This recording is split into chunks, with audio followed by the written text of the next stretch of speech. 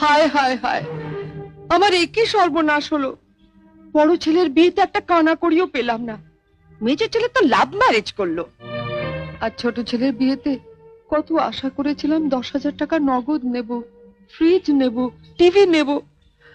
আর আমার কত শখ ছিল একটু ফ্রিজের ঠান্ডা জল খাবো। ঠিক আছে, মাথা ঠান্ডা করো। নতুন বউ এসেছে, নিজের চরিত্র তুলে ধরো না। ও বেচারা হয়তো আবার ভাববে এ কোন জঙ্গলে উঠলাম রে বাবা। তুমি থামো, মাসে মাসে মাত্র 200 টাকা করে পাঠায়, বিয়ে করলো কোন সাহসে? আচ্ছা বাবা, তুমি বলো, আমি মাসে মাসে 200 টাকা করে পাঠাই, অথচ আমি এখানে থাকি না, খাই না।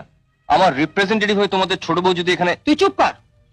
কার মেয়ে, কোন জাতের মেয়ে, কিছুই জানা নেই। আরে ওসব জেনে কি হবে? তোমাকে বিয়ে করার সময় তো আমি তিথি নক্ষত্র, চন্দ্র সূর্য দেখে এনেছিলাম।